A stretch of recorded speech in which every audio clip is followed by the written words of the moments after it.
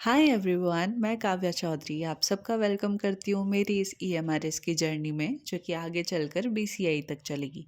अभी फ़िलहाल के लिए मैं पढ़ रही हूँ जो भी स्टार्टिंग का पोर्शन है हमारे सिलेबस में कंप्यूटर साइंस का, वो कवर कर रही हूँ स्टार्टिंग से, क्योंकि मैंने आपको बताया था कि रिज़ल्ट से पहले मैंने पाइथन थोड़ी बहुत कवर कर ली थी। तो इस वजह से अब मैं शुरू से ही स्टार्ट कर रही हूँ, जिसके अंदर हमारा सिलेबस के अंदर जो बेसिक कंप्यूटर ऑर्गेनाइजेशंस आता है, जिसके अंदर हमारा कंप्यूटर सिस्टम के बारे में इंट्रोडक्शन हो गया, हार्डवेयर हो गया, सॉफ्टवेयर हो गया और इनपुट आउटपुट डिवाइसेस हो गई, साथ में सीपीयू की सारी फंक्शनलिटीज़ और मेमोरी, प्राइमरी मेमोरी के अंदर हमारा एस रैम, डी रैम, ये सारी चीज़ें, कैशे, रजिस्टर्स के अंदर हमारा एक्यूमुलेटर, प्रोग्राम काउंटर, ये चीज़ें कवर हो गई है। और सेकेंडरी के अंदर हमारी एक एक लाइन जो होता है, जैसे हार्ड डिस्क, मैग्नेटिक डिस्क, इनके बारे में थोड़ा थोड़ा ब्रीफ वगैरह ये सारा जान लिया है। साथ में हमारी मेमोरी यूनिट्स होती है, बेट, बाइट, निब्बल, ये सब कवर कर लिया है। और इसके अलावा बात करूँ तो मेमोरी हायरार्की हो गई हमारी। साथ में जो सेकंड पॉइंट है, टाइप्स ऑफ सॉफ्टवेयर, वो भी पॉइंट कवर हो गया है। इसके अंदर एप्लीकेशन, यूटिलिटी, ये सारी चीज़ें, इंटरप्रेटर, कंपाइलर। अब मैं जो मूव ऑन कर रही हूँ वो है ओएस के ऊपर।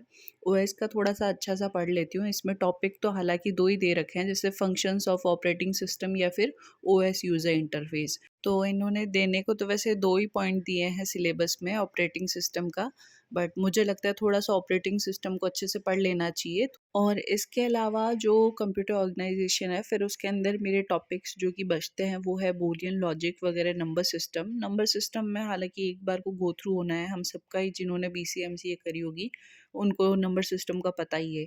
एनकोडिंग स्कीम का एक बार की मेरे को रिवाइज़ करना है, क्योंकि इनमें ना आस्की और इन सब में थोड़ा-थोड़ा सा डिफ़रेंस होता है, वो हल्का वाला, वो मैं थोड़ा-सा भूल चुकी हूँ, तो इस वजह से वो सारी चीज़ें कवर करनी है। सिस्टम बसेज़ हो गया हमारा, कंप्यूटर सिस्टम, पीसीआई वगैरह, ये इसमें ज़्यादा दिक्कत नहीं है। ये डेटा बस, कंट्रोल बसेस, ये ऑलरेडी मैंने ऊपर जो हमारा टॉपिक था कि मेमोरी हियरार्की, जिसके अंदर हम लोग रजिस्टर्स पढ़ रहे थे, तो उसके अंदर थोड़ा बहुत मैंने पढ़ लिया था, तो इसलिए इसका थोड़ा-सा ही पार्ट बचता है पढ़ने का।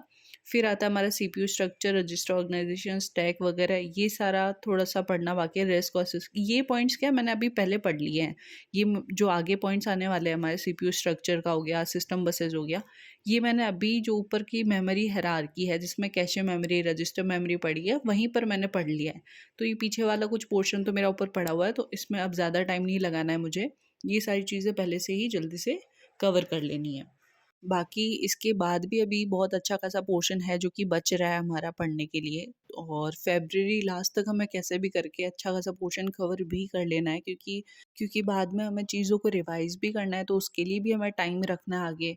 बाकी आप सभी लोगों की कैसी प्रिपरेशन चल रही है वो ज़रूर कमेंट में बताना। अगर कोई ऐसा पॉइंट है या फिर ऐसा कोई टॉपिक है जो कि नहीं समझ आ रहा है, उन दोनों के बीच में डिफरेंस नहीं पता है, जैसे कि मैंने एक शॉर्ट्स डाला था कंप्यूटर ऑर्गेनाइजेशन और कंप्यूटर आर्किटेक्चर का, ऐसे कोई छोटे टॉपिक्स है जो कि आपको नहीं क्लियरिटी है उनकी, तो मुझे आप लोग बता सकते हो। मैं उसका स्क्रीनशॉट, मेरे जो भी नोट्स वगैरह होंगे उसकी फ़ोटो क्लिक करके आपको शॉर्ट्स में अपलोड कर दूंगी, चाहे टेलीग्राम पे डाल दूंगी। सेकेंड, कि टेलीग्राम पे हमारे बहुत सारे मेंबर्स जुड़ रखे हैं। अगर किसी को कोई भी डिस्कशन करना हो रिगार्डिंग ईएमआरएस, टीजीटी, सीएस या फिर अदर सब्जेक्ट के रिगार्डिंग, तो आप लोग वहाँ पे ऐड हो सकते हो। और साथ में आपको एनसीईआरटी की बुक ही फॉलो करनी है, वो सबसे बेटर ऑप्शन है। और अपने कोई नोट्स वगैरह, जो भी कोर्सेज वगैरह आपने ले रखा हो, वो आप साथ में इंक्लूड कर सकते हो।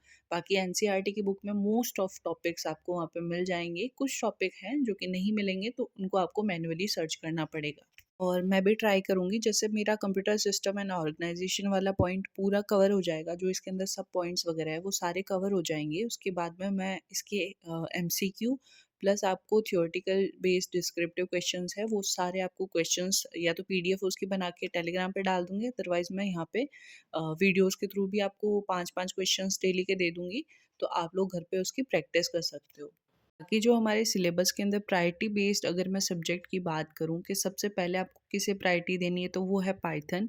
फिर हमारा डीबीएमएस, फिर नेटवर्किंग, फिर उसके बाद में कंप्यूटर ऑर्गेनाइजेशन। हालाँकि फंडामेंटल है बट यहाँ से भी अच्छे क्वेश्चंस पुट आउट हो सकते हैं और हमारा क्या थिंकिंग होती है, मेंटालिटी कि हम हार्ड टॉपिक या फिर जो वेटेज वाले उन पे ज़्यादा ध्यान देते हैं, उसके चक्कर में हम फंडामेंटल्स को भी थोड़ा-सा इग्नोर कर देते हैं। तो आपको साथ-साथ में फंडामेंटल्स भी लेकर चलने हैं और कोई अगर आपका डाउट है तो आप लोग कमेंट कर सकते हो। Thank you.